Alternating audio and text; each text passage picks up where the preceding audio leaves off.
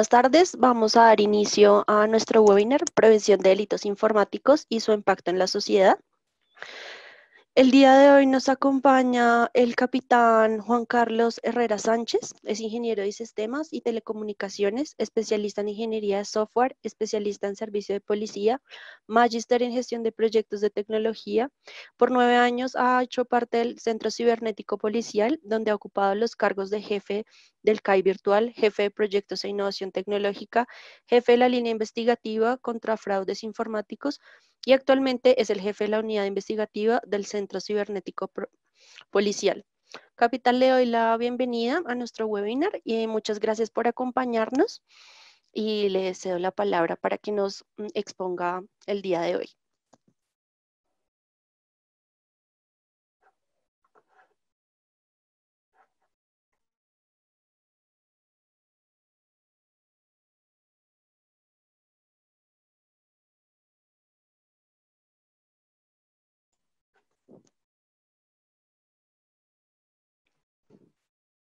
Capitán.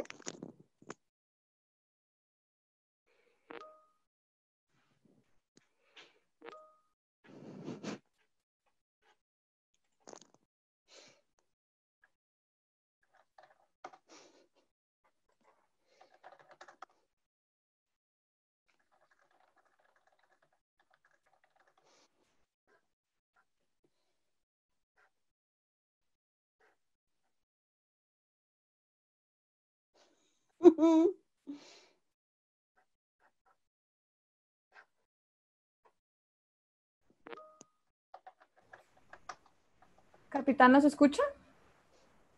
Escríbanos por favor por el chat si tiene algún...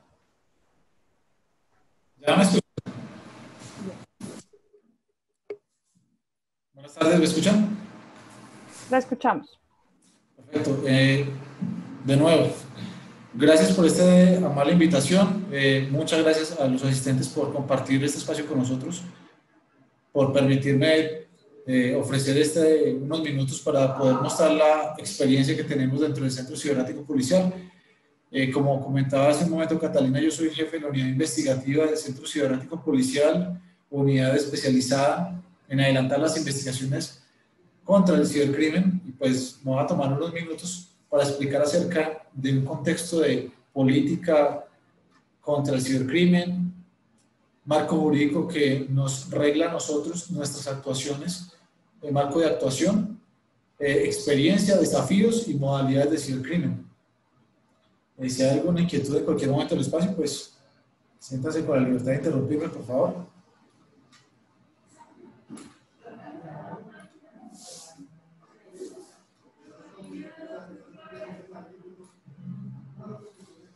¿Me pueden confirmar si se puede observar la diapositiva o la presentación?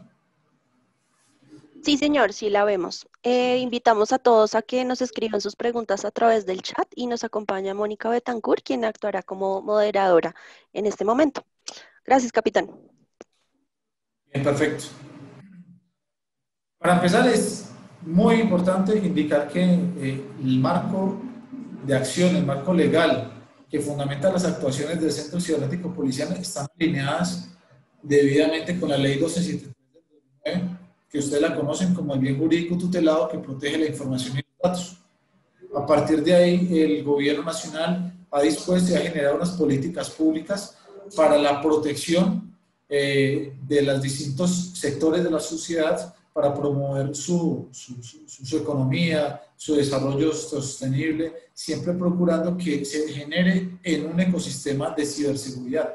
Es por tal razón que se ha desarrollado y se ha implementado el COMPES 3854 del 2016, que generaba o que buscaba generar un COMPES de confianza digital para empoderar esos sectores económicos y crear un entorno de ciberseguridad con un ciberespacio cada vez más seguro. Este COMPES ya a partir del año 2020 ha tenido un empalme con la política COMPES 3995 del 2020, que es el de fortalecimiento a esa confianza y de seguridad digital, que tiene entre sus mayores premisas el del fortalecimiento de las capacidades de las unidades encargadas de la ciberseguridad y la ciberdefensa del país.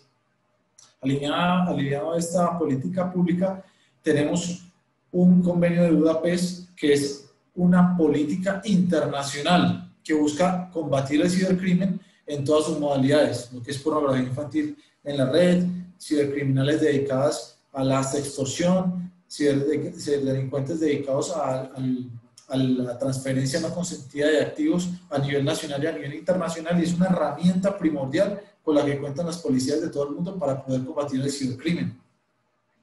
Ahora, a nivel local, a nivel nacional, la Policía Nacional ha buscado generar unos lineamientos que permitan adecuar los tipos penales a unas actividades de investigación que permitan combatir el cibercrimen en las distintas regiones.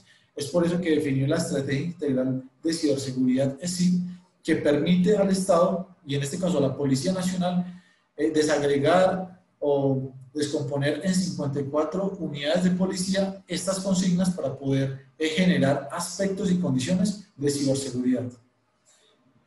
Dentro de su marco de actuación, la Policía Nacional ha creado el Centro Cibernético Policial con 4 componentes importantes, que son el de prevención, el de ciberinvestigación, el de informática forense y el de alianzas, el de integración y alianzas estratégicas. Dentro del componente de prevención, que es uno de los más importantes, encontramos nuestro CAI virtual como unidad especializada en lo que es la generación de alertas de ciberseguridad, la creación de boletines de cibercrimen, generación de documentos estratégicos que permitan la toma de decisiones en momentos de crisis. Es por eso que en momentos como, por ejemplo, situaciones de actividad electoral que es susceptible de generación de ataques, de ciberataques, situaciones relacionadas con ataques de grupos activistas, es importante que este grupo esté actuando, esté generando documentos estratégicos que permitan tomar decisiones respecto a las modalidades implementadas por estos grupos cibercriminales. Con la información que gestiona este grupo de prevención, se da paso o se entrega al grupo de ciberinvestigación, que de acuerdo a la temática realiza investigaciones por pornografía infantil, por lo que es delitos de alta tecnología, delitos asociados a delitos que atenten contra la seguridad ciudadana, como por ejemplo instigación a delinquir, amenazas a través de redes sociales, estafas a través de redes sociales. Incluso estamos hablando de que si los delitos tienen que ver con el uso por medios informáticos y semejantes, lo podemos hacer las actividades que se requieran con el fin de preservar evidencia digital y poder aportar a la Fiscalía los elementos necesarios para poder llegar a aspectos conducentes en el ámbito del combate del cibercrimen. A nivel de informática forense, que es otro de los grupos que tenemos en el Centro Cibernético Policial, a partir de la información que se recolecta por parte de la unidad de ciberinvestigación, que es la que actualmente lidero, se generan unas actuaciones científicas por las cuales se analizan dispositivos de almacenamiento, celulares, discos duros, cualquier tipo de elemento electromagnético que almacene información puede ser analizado en nuestro laboratorio de informática forense. Y finalmente, pues tenemos ahí el grupo de integración y alianzas, que lo que buscan es fortalecer ese triángulo virtuoso compuesto por las entidades público-privadas y articuladas con el entorno académico, que permita generar ese ecosistema de conocimiento, que permita crecer en capacidades, crecer en información para poder apoyar las investigaciones y por ende, pues, fortalecer el entorno de ciberseguridad en Colombia. Para esta presentación del día de hoy, vamos a centralizarnos en las principales modalidades que consideramos son de mayor afectación y que deben ser de mayor interés para los colombianos. Y podemos hablar en primer nivel del tema de ransomware, entendiéndolo como aquella actividad de secuestro de información que es implementada por los ciberdelincuentes, que tiene 3 factores importantes. La primera es el factor tiempo, y es que ellos, cuando envían un archivo malicioso que es ejecutado en el computador de la víctima, siempre manifiestan que hay un tiempo prudencial para poder pagar el rescate de esa información. El segundo aspecto es que es un tema internacional. Por lo general estos ciberdelincuentes no se encuentran en Colombia. Es por esa razón que cuando se cifra la información de los computadores o los servidores, siempre queda un mensaje en idioma, en ruso o en rumano o en este caso en inglés. Y el tercer aspecto es el de la monetización o la recompensa que ellos piden. Y ellos por lo general buscan un tipo de moneda internacional como es la criptomoneda de Bitcoin, que permite, entre comillas, buscar el anonimato y la irrastreabilidad de esta criptomoneda. Frente a eso, pues tenemos unas recomendaciones que más adelante las vamos a dar. Otro de los focos de atención que tenemos para esta presentación es el de los ataques de denegación de servicios. Sabemos que es uno de los ataques que viene generándose desde vieja data. Estamos hablando que desde el 2011, 2012 ya conocemos de los primeros ataques de denegación de servicios, pero no pierden vigencia porque cada vez son más sofisticados, cada vez son más masificados, más automatizados y buscan mayor anonimato. Entonces, por eso no se puede despreciar esta modalidad.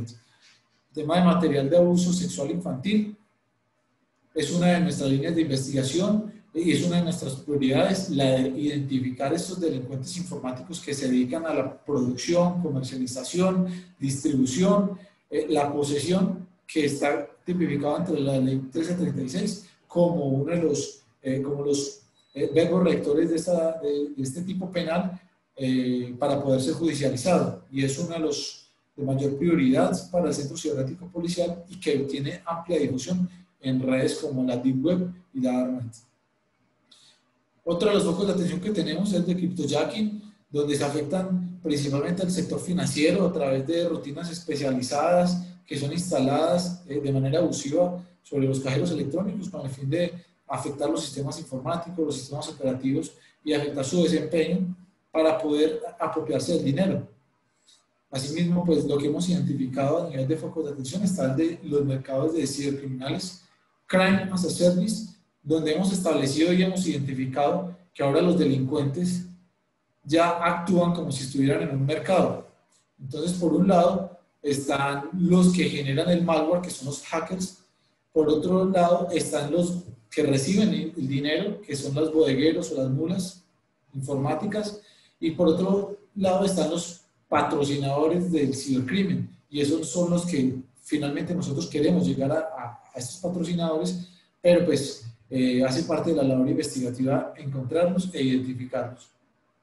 Sin ser menos importante, el uso y abuso de los cibercriminales en la Deep Web y en la Darknet, teniendo en cuenta que para poder acceder a esta información es necesario acceder mediante herramientas especializadas que permitan el filtrado, la exposición y que permitan ingresar mediante incluso grupos cerrados a la oferta criminal que se desarrolla en estos mercados. Por eso es tan importante para las autoridades lograr identificar, como por ejemplo, quiénes son los que prestan servicios de sicariato a domicilio y que prestan sus servicios desde la DIP y la Darknet.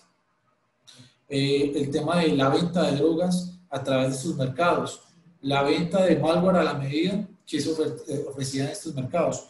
Es una amplia variedad de elementos o de productos irregulares que son comercializados en este sector y del cual la policía está muy atenta para poder judicializar. Voy a compartir un video acerca de lo que hacemos en el Centro Cibernético Policial.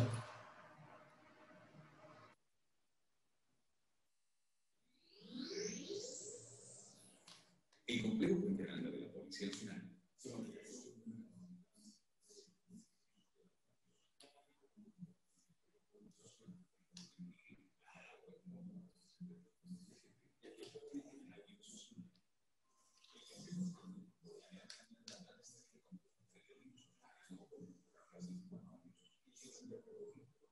críticas, la pornografía infantil en Internet, entre otros. Con apoyo del Ministerio de Tecnología de la Información y las Comunicaciones, se creó el Centro de Capacidades para la Ciberseguridad de Colombia, C4, el cual desarrolla 4 enfoques: prevención, a través de red virtual, permitiendo la interacción con 453.000 ciberusuarios y la gestión de más de 26.000 incidentes informáticos desde su creación.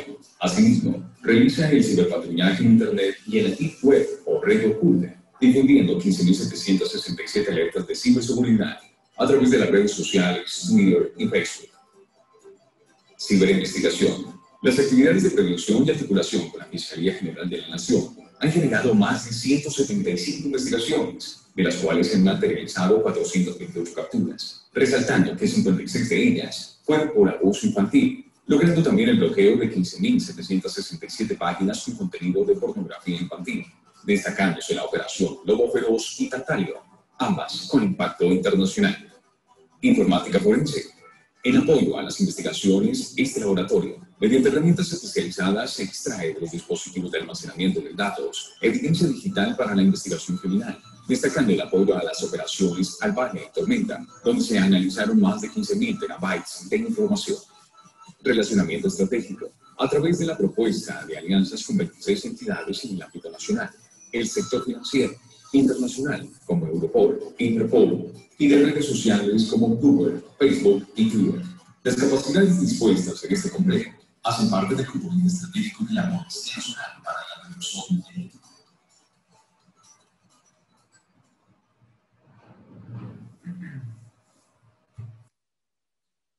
Bien, ahora lo que podemos observar en pantalla es un pequeño abrebocas de lo que es la evolución del cibercrimen cómo lo identificamos nosotros en Colombia, cómo nos hemos visto afectados.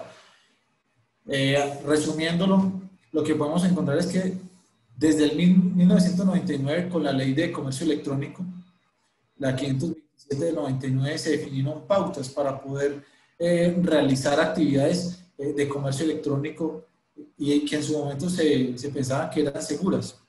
Si nos comparamos el día de hoy, en el 2020, contra el 1999, seguramente vamos a encontrar muchos aspectos por mejorar, pero en ese momento ese fue un punto de partida importante. A partir de ahí se empezaron a generar brechas y se empezaron a generar oportunidades para los ciberdelincuentes, tanto así que ya en el 2001 ya veíamos cómo se generaban en Internet distintas estafas, como las cartas nigerianas, la falsa lotería de Bill Gates, mensajes electrónicos o correos electrónicos que llegaban desde África, hablando del príncipe de Nigeria con su herencia, y que les llegaba un correo electrónico a la víctima diciéndole que se había ganado una herencia, pero pues que tenía que hacer una consignación para sufragar gastos administrativos para poder adquirir la herencia, y pues cuando la gente hacía la consignación, pues ya perdía el dinero. Incluso recuerdo que más o menos en el 2001-2002 ya se generaban unas estafas por cuentas, llamadas por cobrar. Y es que el mismo dispositivo, el computador que en ese momento se conectaba a través de módem a la señal de internet, mostraba una alerta como: felicitaciones, estás ganado un computador, presiona aquí, y él empezaba a hacer la llamada a través de módem, y cada minuto que estuviera conectado pues representaba a la moneda de hoy por ahí 100.000 pesos el minuto. Entonces eran de las primeras actividades de estafa y actividades de activismo y de crackers que buscaban afectar monetariamente a los colombianos. Ya en el 2004 ya evidenciábamos los primeros sitios de phishing para poder captar datos, credenciales bancarias. Así como hitos importantes, podemos hablar que ya en el 2011-2012 ya se presentaban los primeros ataques ciberterroristas y los primeros ataques de grupos activistas como Anonymous a través de la denegación de servicios a distintos servicios gubernamentales, financieros, entre otros. Ya en el 2012 establecíamos que se generaban los primeros software malicioso con unas rutinas especializadas, unas rutinas específicas dirigidas, por ejemplo, a la obtención de información, a la apertura de micrófonos, apertura de puertos, la apertura de cámaras, que permitieran al ciberdelincuente observar y obtener información, que no era tan especializado, pero eran los primeros pinitos que daban. Ya en el 2014 ya estamos viendo que las rutinas de hackeo ya son más especializadas y son utilizadas incluso por distintas compañías a nivel mundial para poder establecer e identificar qué es lo que pasa con la competencia. Estamos viendo ya en el 2014 que incluso se busca desestabilizar gobiernos. Recordarán a Stuxnet cuando vulneraron los sistemas de control de las plantas nucleares de Irán, cuando se presentó un evento en el que se modificaron a través de software unos sensores y que obligó a desocupar todas las plantas ante un inminente riesgo de una crisis nuclear a nivel mundial. Entonces, ese tipo de eventos en ese punto ya se volvían críticos para poder controlarlos.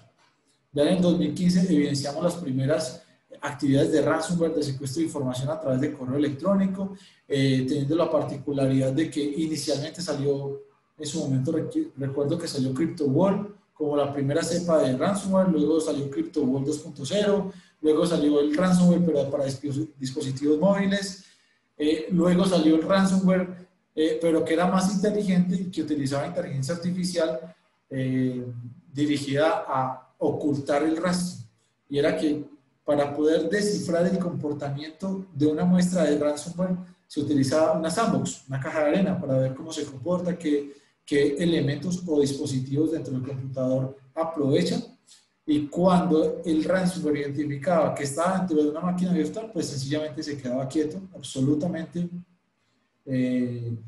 estático, para no mostrar su comportamiento y no develar su actuar dentro de un dispositivo electrónico. Ya en el 2018 evidenciamos nuevas modalidades como SLAVEC, la modalidad Business Email Compromise, que busca afectar a proveedores y consumidores, estableciendo que entre la mitad de ellos lo que busca es generar una confianza en una de las partes suplantando a la otra. Entonces, si lo hemos visto en el Centro Cibernético Policial, lo hemos visto de manera amplia cuando nos llega una víctima, proveedor de servicios o proveedor de productos, nos dicen, no, es que me contactaron del Estado, me dijeron que necesitaban, por ejemplo, ahora con ocasión de la pandemia, que necesitaban 2.000 cajas de tapabocas, porque les llegó un correo directamente de una institución del Estado. Y pues como ven que el dominio del correo electrónico es gubernamental, pues le tuvieron confianza y despacharon las 2.000 cajas de tapabocas, y cuando fueron a facturar se dieron cuenta que el remitente no existía. Este tipo de situaciones son las que nos vemos abocadas con la modalidad BEC. De igual forma, hemos identificado que ya en el 2018 ya veíamos la modalidad SIM swapping, por la cual delincuentes informáticos realizan ingeniería social sobre sus víctimas, luego reportan su celular como hurtado, van y reponen a nombre de la persona el celular ante el operador de telefonía, descargan a ese celular los productos de banca virtual que están asociados en los distintos bancos y realizan transferencias. Cuando la persona se da cuenta, ya seguramente le han quitado gran parte de su pecunio, o es porque ya la persona ya se dio cuenta que estaba sin celular mucho tiempo, entonces llama al operador y le dice, no, lo que pasa es que usted ya reportó su celular como hurtado y por eso tuvimos que reponerlo. Pero muchas veces esto sucede en cualquier momento, en una mañana, en 2 horas, 3 horas, mientras uno va a cine, pueden estar haciendo esto los delincuentes. Entonces, por eso es tan importante tener el control de los servicios que actualmente tenemos registrados y por los cuales estamos pagando servicio. Ya en el 2020 estamos observando unas modalidades sin necesidad de indicar que las modalidades anteriores han desaparecido. Por el contrario, cada modalidad se va especializando, pero han venido apareciendo unas nuevas. En este caso estamos hablando de cryptojacking, como lo mencionaba en la diapositiva anterior.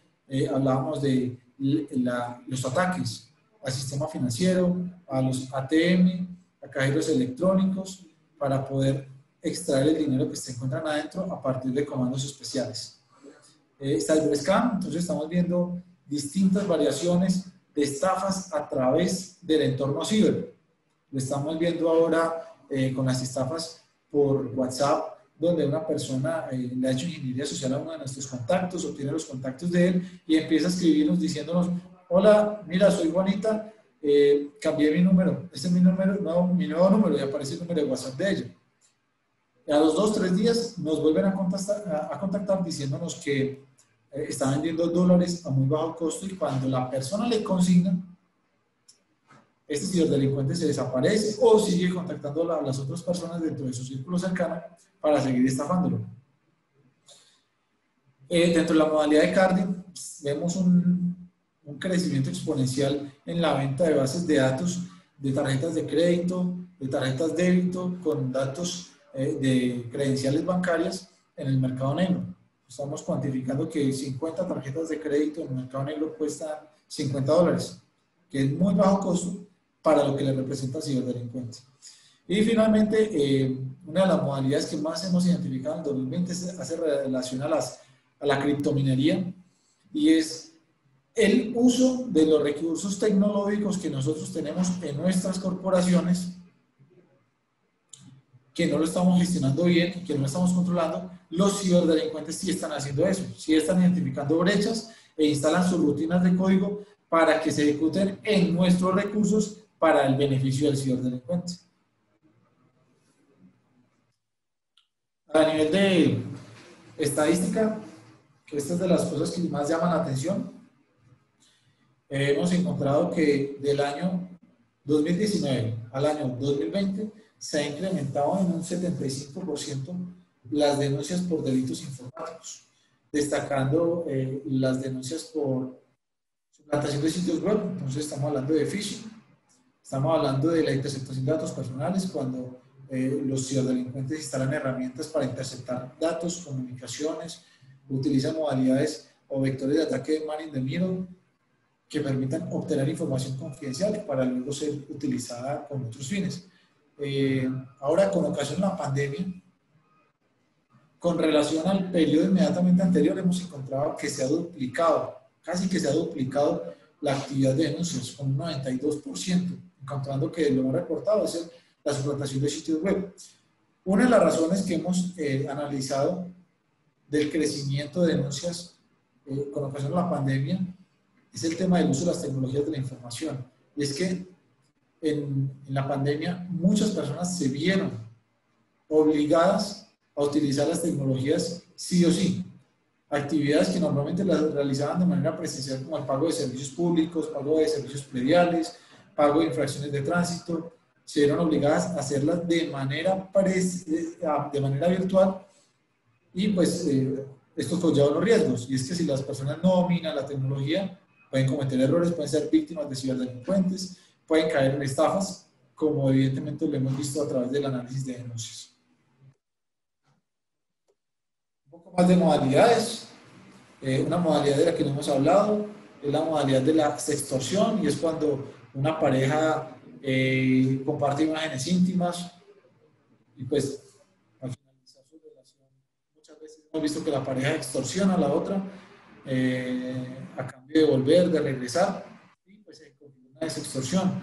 O cuando, por ejemplo, se envían los equipos a mantenimiento, tanto los celulares como los computadores, en el sistema de mantenimiento le realizan primero un backup y luego le devuelven el dispositivo a la persona, pero ya le han robado toda la información personal, inclusive fotos íntimas. Por eso es tan importante tener el control de la información que más protegemos, y una de ellas es fotos íntimas.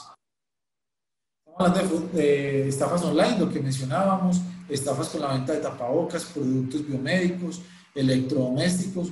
Por eso la recomendación frente a esto es utilizar plataformas de comercio electrónico seguras que garanticen que si el producto no satisface la necesidad del cliente, se puede devolver el dinero. Buscar una metodología, una modalidad de compra o de pago contra entrega para que el usuario se sienta conforme con la compra. Modalidades phishing, ya lo explicaba. Hemos evidenciado que ya los phishing no solamente llegan por correo, sino por mensaje de texto, o por WhatsApp, o incluso por redes sociales. Modalidades de ransomware, ya las expliqué. El grooming, que afectan a nuestros niños, niñas y adolescentes en la red, bajo la cual un ciberdelincuente adopta la fisonomía de un niño en la red para poder contactarlos, para poder aprovecharse de ellos al punto de obtener imágenes íntimas, para luego extorsionarlos y luego presionarlos para encontrarse con ellos de manera presencial y acceder a ellos violentamente. Este es uno de los principales retos que tenemos y por lo cual queremos compartir esta información con ustedes para su interés. De modalidades de malware, ransomware es una modalidad de malware que nosotros queremos definir, pero modalidades de malware con distintos fines existen muchos, lo mencionaba hace un momento cuando hablaba de la evolución del cibercrimen. Les decía que primero era muy rústico, muy rudimentario, ahora ya son tan especializados que ahí lo venden para lo que uno necesite, por lo cual para nosotros como autoridades es un reto bastante alto identificar quién está detrás de este fenómeno de malware.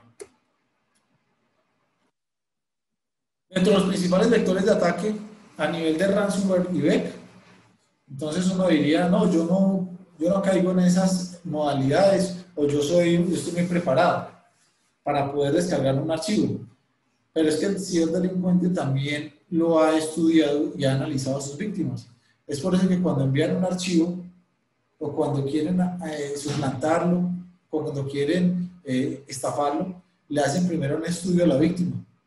Entonces aquí es donde definen qué pertenencias tiene, qué vehículos tiene, cuáles son sus preocupaciones, dónde se encuentra, y a partir de ahí generan el vector de ataque. Entonces estamos hablando de que envían un archivo malicioso diciendo que usted ha sido embargado, o que usted ha sido reportado ante Datacrédito, o que usted está vinculado a una actividad criminal y por eso lo está citando la fiscalía, o si saben qué carros tiene usted, qué placa tiene, entonces de una vez le dicen, usted tiene una fotomulta por su vehículo porque transitó por la avenida A en la calle C en la ciudad de Bogotá. Y ese tipo de situaciones presionan a las personas a que abran los archivos, los descarguen y terminan contaminando su equipo y la organización.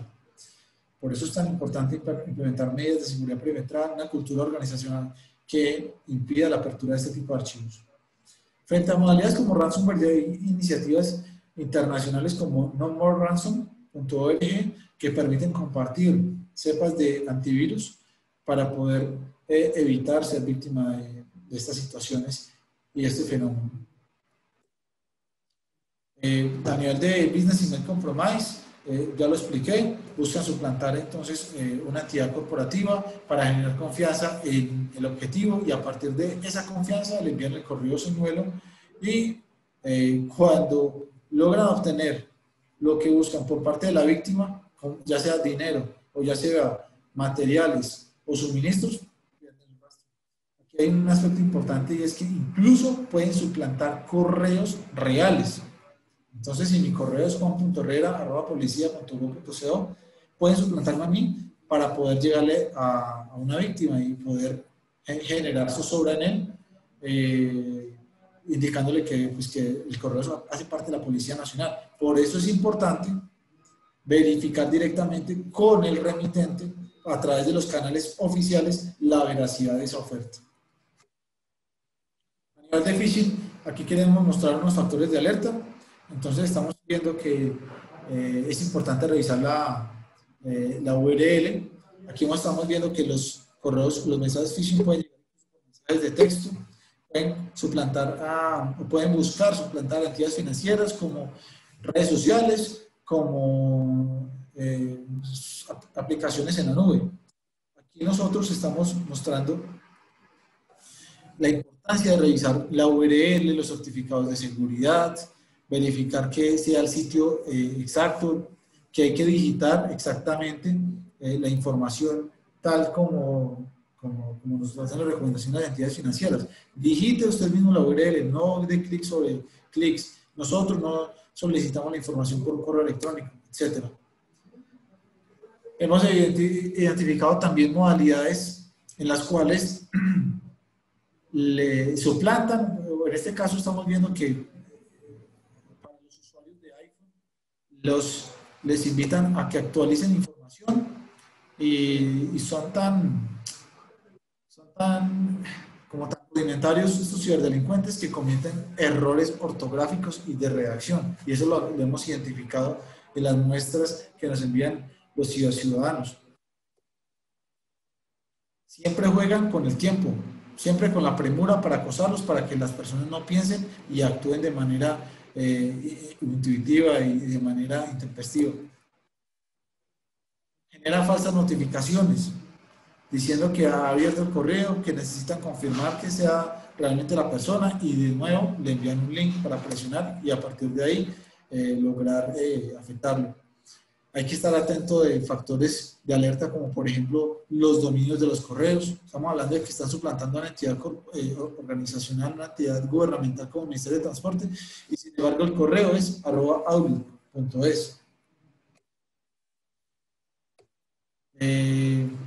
Bueno, para poder combatir estas situaciones nosotros contamos y ponemos a su disposición el Centro Cibernético Policial a través de CAI Virtual, donde nosotros tenemos un portal interactivo las 24 horas del día, 7 días a la semana, a través de caivirtual.policia.gov.co, donde habilitamos un chat, donde un ciberpolicía puede responder sus inquietudes 24/7, con el fin de atender requerimientos, apoyarlos en la gestión y en la diligencia de una denuncia por delitos informáticos.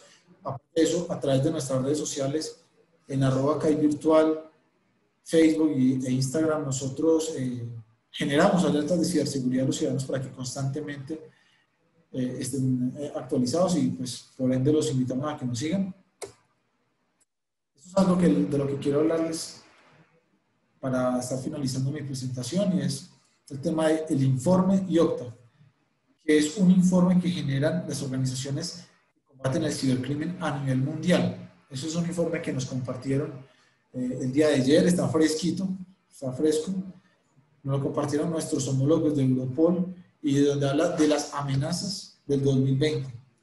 Y entre ellas quiero destacar la amenaza derivada de las fake news, donde hablan de los vectores de ataque que utilizan, principalmente quiénes son los principales influenciadores, qué buscan. Y para esto nosotros nos aliamos con Colombia Check para poder desvirtuar hasta el momento 512 noticias falsas. Por eso es tan importante ir a la fuente primordial de la información antes de creer en noticias falsas. Como por ejemplo que el COVID se cura tomándose 500 mililitros de cloro, cosas así por el estilo. Y dentro de ese mismo informe se habla de los retos en relación a la Darknet, donde hablamos del comercio ilegal de medicamentos, drogas, software malicioso, lo que tiene que ver con pornografía infantil, lo que tiene que ver con secretos industriales, para lo cual nosotros nos preparamos cada vez más para lograr judicializar estos cibercriminales. Ya a nivel de recomendaciones finales, estamos hablando de que es muy importante, supremamente importante, poner en práctica la educación y la sensibilización de los usuarios. Hablamos de que dentro de, bueno, en el siglo XXI, los elementos más importantes para una organización es su talento humano. Pero si ese talento humano nosotros no lo tenemos capacitado o no le generamos una cultura organizacional, no vamos a hacer nada a nivel de seguridad informática o de seguridad de la información. Por eso es tan importante invertir tanto en tecnología como en capacitación para evidenciar un ecosistema seguro que permita que los procesos dentro de la empresa puedan ejecutarse de manera asíncrona y de manera segura. Mantener actualizados los sistemas operativos, no descargar archivos adjuntos de remittentes desconocidos o innecesarios, y aquí es donde tenemos que orientar incluso desde la base de la organización para mostrarles que cualquier archivo, por inocente que sea, puede comprometer la seguridad de toda la organización. Hay que verificar cambios en pagos del proveedor y confirmarlos. Esta recomendación va orientada principalmente a la modalidad BEC, porque en cualquier momento, si nuestro contador, si al jefe de pagos o jefe de nómina, los ciberdelincuentes logran engañarlo, el pago de una nómina no va a ir a una cuenta sino a otra. Y si no se actúa de manera pronta, ese dinero se pierde. Desconfía de las solicitudes de pago que piden una actuación urgente, entonces ahí es primordial contar con todas las medidas de seguridad perimetral. Aquí hay que tomar las cosas con calma para poder identificar cuál es la mejor solución. no actuar de manera intempestiva porque nos puede llevar a generar errores que pueden significar dinero y tiempo para la organización. Utilizar contraseñas seguras y mantenerlas seguras. Yo le agregaría el cambio constante para evitar que si hay alguien dentro de la organización que luego se convierta en un insider, no genere un impacto negativo en la organización cuando salga de la misma. Y finalmente, supremamente importante el tema de las copias de seguridad de cara a la modalidad como ransomware, que se están presentando muchas actuaciones y muchos eventos, por lo cual, si nosotros estamos preparados, generamos backups de manera periódica, nosotros no vamos a correr ningún tipo de problema frente a esta modalidad. Pues con esto quería finalizar. Si hay alguna inquietud, quedo presto a sus consultas y con todo gusto. Bueno, muchas gracias, capitán Herrera, por su presentación. Vamos entonces a dar apertura a las preguntas.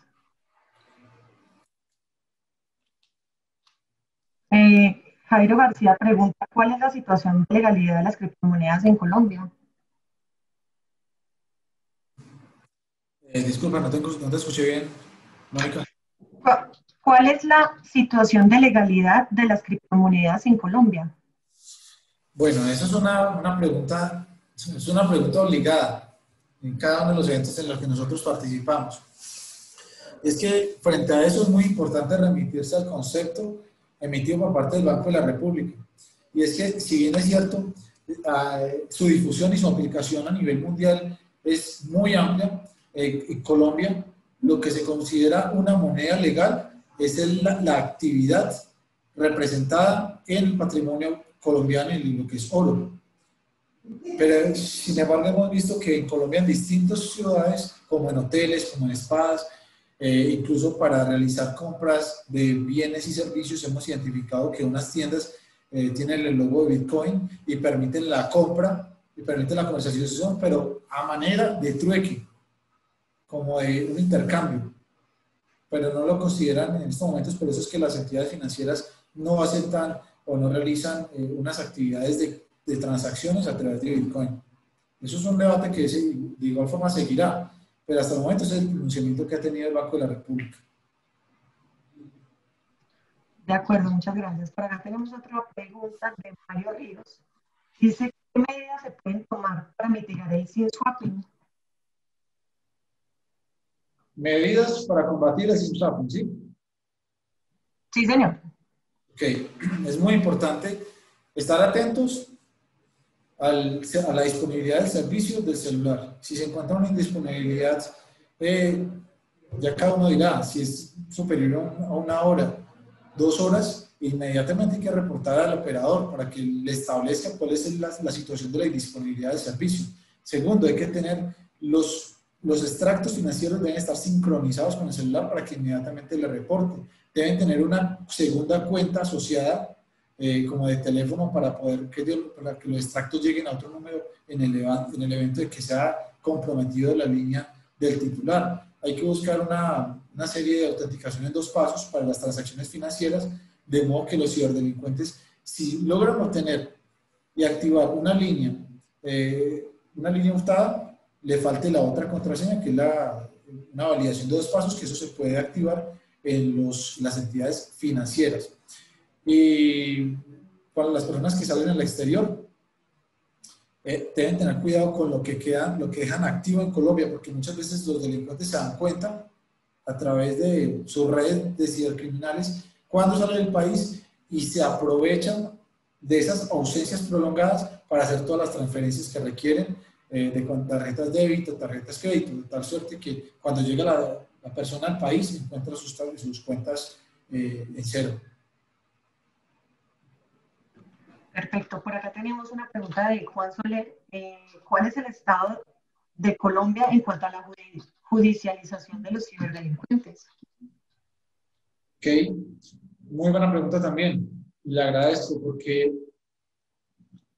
si bien yo mostraba en un inicio, el nivel de denuncias es superior, estamos hablando por encima de las 15.000 denuncias.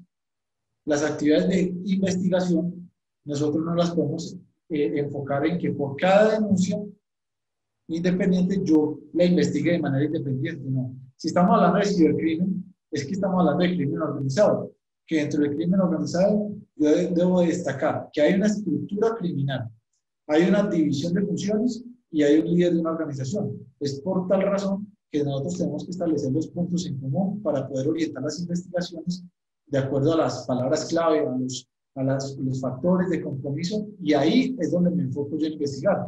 Por eso es que con la Fiscalía General de la Nación orientamos las investigaciones focalizadas bajo un análisis de contexto, y es por eso que si yo realizo, como lo hemos desarrollado en este año, por ejemplo, alrededor de 25 operaciones contra el cibercrimen, esas 25 operaciones no corresponden a 25 denuncias, no, corresponden a una serie de eventos o de noticias criminales o de denuncias que han sido ya denunciadas directamente por las víctimas. Entonces, por ejemplo, yo actualmente estoy llevando una investigación con mi equipo de trabajo de 500 denuncias y la estoy llevando con 4 investigadores, pero son los mismos hechos, solamente que hay distintas víctimas.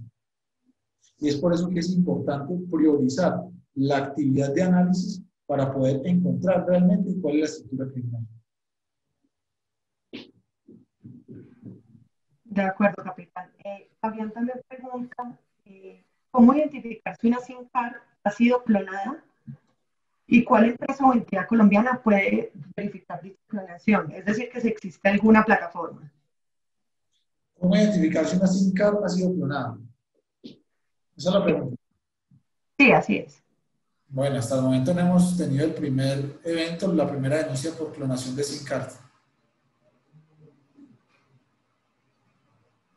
De acuerdo.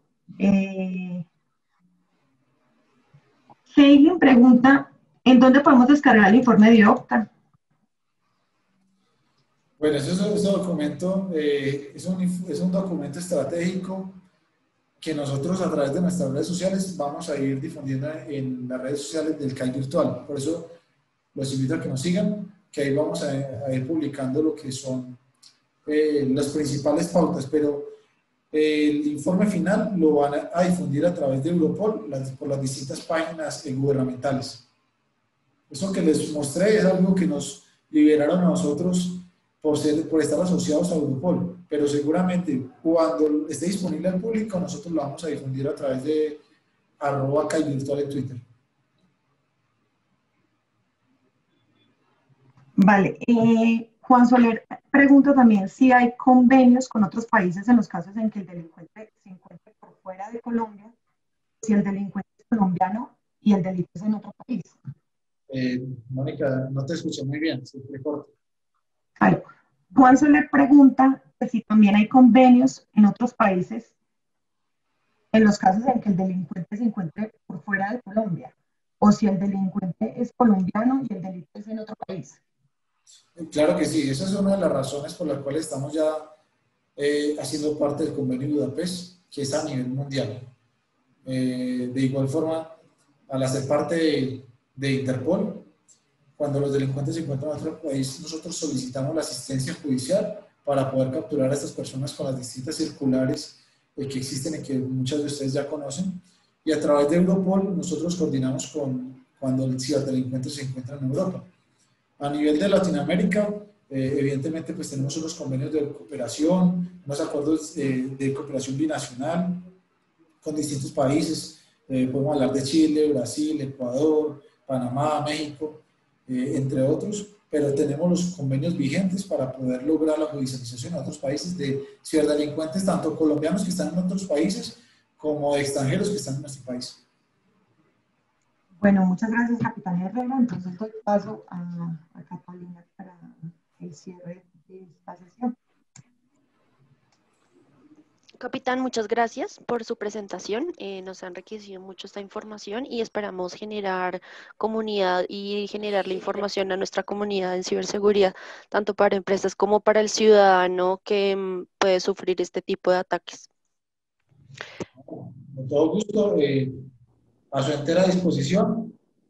Qué bueno que hayan espacios para poder compartir con el entorno público-privado, para compartir esas experiencias, compartir estas modalidades y pues desde el Centro Cibernético Policial la mayor disposición para trabajar con ustedes. Agradeciendo el espacio y que tengan mucha suerte y muchos éxitos en los futuros eventos. Vale, muchas gracias. A nuestros invitados les extendemos una invitación para que nos acompañen en nuestro próximo webinar que se titula Construyendo una estrategia de seguridad de valor, el cual se realizará el 20 de octubre a esta misma hora, a las 4 p.m. Y tenemos como invitada a Paula Andrea Ruiz, quien es experta en Derecho Informático y Nuevas Tecnologías. Muchas gracias por su asistencia.